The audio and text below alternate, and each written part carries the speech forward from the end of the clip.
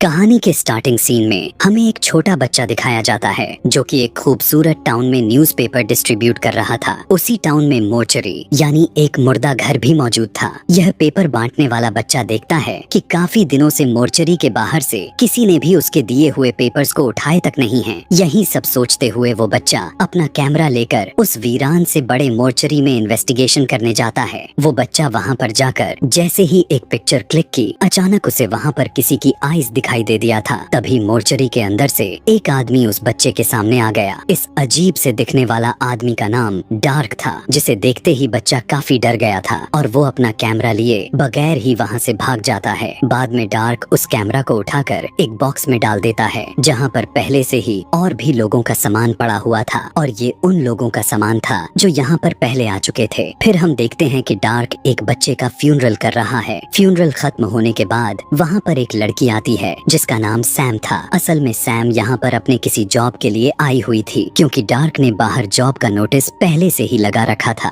इसके बाद Sam mortuary यानी मुर्दा घर की क्रिपी सी तरह तरह के कलेक्शन देखती है। उन्हीं कलेक्शन में कुछ किताबें भी रखी गई थीं, जिसे देखकर सैम उसकी तरफ अट्रैक्ट हुए जा रही थी और काफी इम्प्रेस भी हो रही थी। डार्क बताने लग गया कि इन बुक्स में मरे हुए लोगों की स्टोरीज हैं, जिस पर सैम कहती है कि तो फिर मुझे कोई स्टोरी सुनाइए, और सभी स्टोरीज हॉरर के साथ साथ इंटरेस्टिंग भी होनी चाहिए। इसके बाद यहाँ से डार्क उसे पहली स्टोरी सुनाने लग गया। यह कहानी है 1950 की, जहाँ पर हम एक लड़की को देखते हैं जो कि पार्टी के दौरान वॉशरूम जाने लग गई, और जब वो लड़की जैसे ही लाइट्स को जलाया तब उसी टाइम उसके हाथ पर अजीब तरह के लिक्विड लग जाता है। यहाँ पर हमें पता चलता है कि असल में वो लड़की चोर थी जो कि वॉशरूम के बहाने यहाँ आई हुई थी। उसने पार्टी में आने वाले बहुत सारे लोगों के वॉलेट्स चुराए थे, जिसमें से कैश निकालकर अपने पास रख लेती है और वॉलेट्स को डस्टबिन में फेंक देती है। वहीं पर उसने किसी की एक काफी महंगी घड़ी भी चुरा ली थी, लेकिन उसी दौरान उसे कबर्ड में से किसी की आवाजें सुनाई देने लग गईं। वो उस डोर को ओपन करने की काफी कोशिश करने लग गई, लेकिन बहुत ही कोशिश के बाद वो दरवाजा खुल जाता है, और जैसे ही वो दरवाजा खोलती है तो वो काफी बुरी तरह से डर जाती है, क्योंकि उस कबर्ड में एक काफी डरावने खतरनाक तरह के मॉन्स्टर को कैद करके रखा गया था, और उस मॉन्स्टर की बहुत ही सारे पैर थे। अब दरवाजा खुलते ही वो मॉन्स्टर बाहर आने की कोशिश करने लगा, लेकिन ये लड़की किसी तरह दोबारा से कबर्ड के दरवाजे को बंद कर देती है, और फिर डरते डरते आराम से कदम उठाते हुए वो वहाँ से निकलने की कोशिश करने लग गई। लेकिन तभी उसके हाथ से वो वॉच गिर गया जिसे चुरा कर लाई थी। उस वॉच के गिरने की वजह से वहाँ पर काफी जोरदार आवाज पैदा हो जाती है। उस आवाज को सुनते ही वो कई सारे पैरों वाला मॉन्स्टर बाहर आता है और काफी जोर से उस लड़की को जकड़ लेता है और उसे बुरी तरह बीच से तोड़ते हुए अपने साथ कबर्ड में लेकर चला जाता है। साथ ही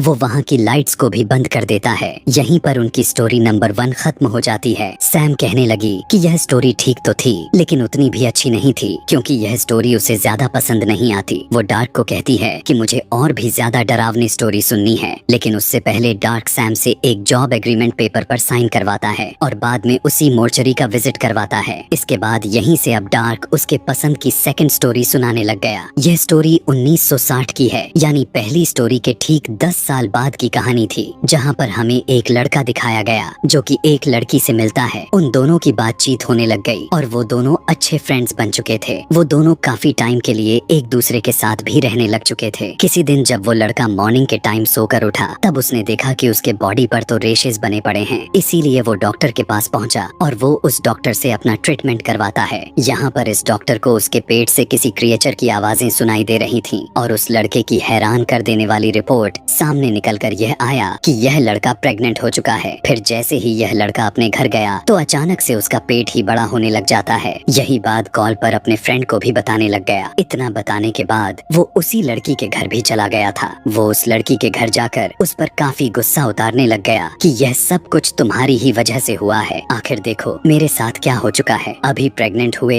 एक ही दिन हुआ था, उस लड़के को काफी ज्यादा पेन होने लग जाता है। उसकी स्किन भी काफी अजीब दिखने लग चुके थे कि उसी टाइम अचानक से उसका पेट फटकर चीथड़े हो गया, जिससे वो लड़का उसी टाइम पर मर जाता है। लेकिन उसके मरते ही उसकी एक मॉन्स्टर बेबी की बर्थ हुई थी। फिर उस लड़की की मदर उस मॉन्स्टर बेबी को एक रूम में रख दिया था, जहाँ पर पहले ही बहुत ही सारे मॉन्स्टर्स के बच्चे भरे पड़े थे।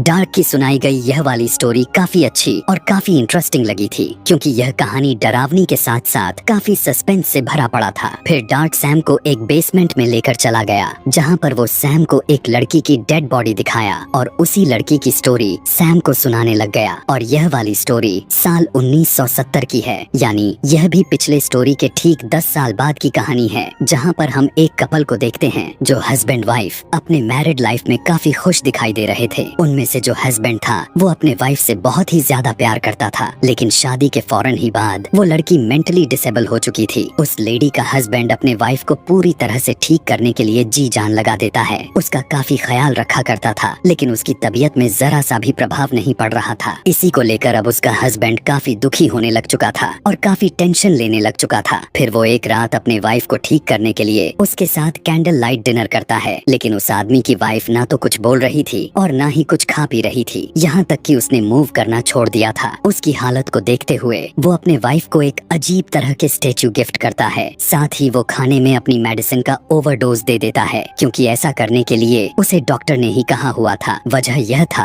कि वो उसके वाइफ को दर्द भरी इस बोरिंग सी जिंदगी से आजादी देना चाहते थे। अब उस लेडी का हस्बैंड इस तरह के काम करना तो नहीं चाहता था, लेकिन फिर ना चाहते हुए भी इसे ऐसा करना पड़ गया। लेकिन ठीक उसी टाइम पर उस लेडी का हाथ मूव करने लग जाता है और वो अपने हस्बैंड का हाथ पकड़ लेती है। अपने धर्म पत्नी को मूव करता हुआ देखकर उसका हस्बैंड उसे वॉमिटिंग कराने लग गया, क्योंकि ओवरडोज की वजह से उसकी मौत हो सकती थी। लेकिन तभी उसकी वाइफ का सर टेबल से लगा और सामने जो स्टैच्यू उसने रखा था वो उसके सर में ही घुस जाता है और उसकी मौत हो जाती है। यह देखकर उस लेडी का हस्बैंड जल्दी से डॉक्टर को कॉल करता है और डॉक्टर को सारी बात बता देता है, उसके मूव करने से लेकर उसके मरने तक की बात बता दिया। डॉक्टर कहने लगा कि अपनी वाइफ की डेड बॉडी का जल्दी से कुछ करो, यानी उसे कहीं पर दफन कर दो या कहीं फेंक दो। डॉक्टर की बात मानकर उस लेडी का हस्बैंड ठीक ऐसा ही करने लगा। वो अपनी वाइफ की डेड बॉडी को एक बॉक्स में डाल देता है, लेकिन बॉक्स छोटा होने की वजह से उस लेडी के पैर अंदर नहीं आ रहे थे। अब जब ऐसा नहीं हो पा रहा था तो ये आदमी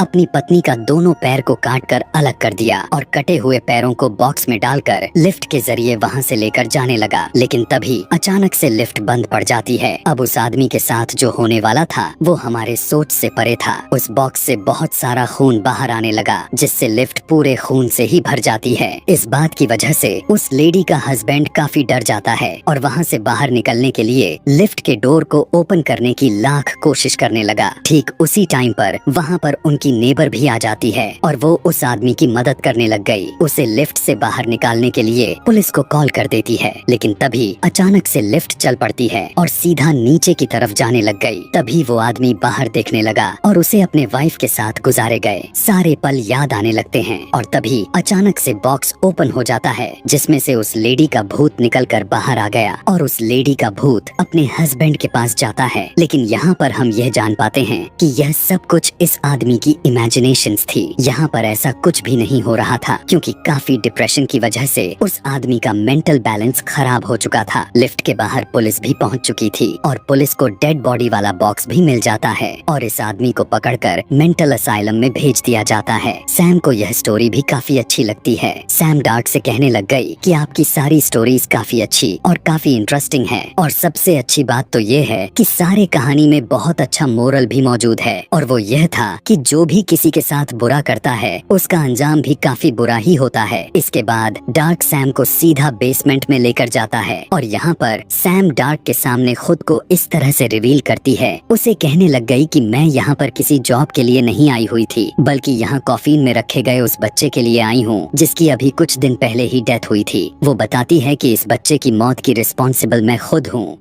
यहाँ पर सैम डार्क को अपनी स्टोरी सुनाने लग गई, कहने लग गई कि मैं इस बच्चे की बेबी सिटर थी और उस दिन उस बच्चे की पेरेंट्स घर पर नहीं थे और उन्होंने सैम के लिए एक वॉइस मैसेज छोड़ा हुआ था कि अगर सैम को भूख लगे तो वो कुछ भी बनाकर खा सकती है। जहाँ पर सैम बड़ी मजे से मीट यानी गोश्त बना रही थी, लेकिन तभी टीवी पर यह न्यूज दिखाई गई कि मेंटल असाइलम से कुछ पेशेंट निकलकर भाग चुके हैं और तभी उसी घर में सैम को एक इंजर्ड आदमी नजर आता है। सैम उस आदमी की हेल्प करती है, लेकिन जब वो यह न्यूज सुनती है तो उसे उस आदमी पर शक होने लग गया था कि कहीं ये मेंटल असाइलम से भागकर तो नहीं आया, और इसीलिए वो उस आदमी का हाथ मीट ग्राइंडर में डालकर काफी बुरी तरह से ग्राइंड कर देती है। और वहाँ पर सैम और उस आदमी के बीच काफी तगड़ी फाइट शुरू हो जाती है, और इस फाइट की वजह से सैम बेहोश हो जाती है। उसके बेहोश होते ही वो आदमी उस बच्चे के रूम में जाने लगा था, लेकिन तभी सैम को होश आ गया और वो उसके ऊपर कूदकर चढ़ जाती है। रोकने के चक्कर में सैम और उस आदमी के बीच एक बार फिर से घमासान फाइट होने लग जाती है। इसी फाइट के दौरान आदमी स्टेयर से नीचे गिर जाता है। तभी वहाँ पर सैम आ जाती है और उस आदमी से कहने लगी कि तुम स्टूपिड हो, तुम्हारी वजह से मेरा डिनर खराब हो गया। यह कहने के बाद वो उस आदमी के सर पर टीवी ही उठाकर जोर से मारती है, जिससे उसका सर क्रश हो जाता है। फिर थोड़ी देर गुजर जाने के बाद उस बच्चे की पेरेंट्स वहाँ पर आ जाते हैं, जो उस मरे हुए आदमी को देखकर काफी शॉक्ड में आ चुके थे। वो डरने लग गए थे क्योंकि वो आदमी कोई और नहीं बल्कि उन्हीं के बच्चे का बेबी सिटर था, और सैम उस बच्चे की बेबी सिटर तो थी ही नहीं, बल्कि सैम तो एक मेंटल पेशेंट थी, और ये उन्हीं में से एक थी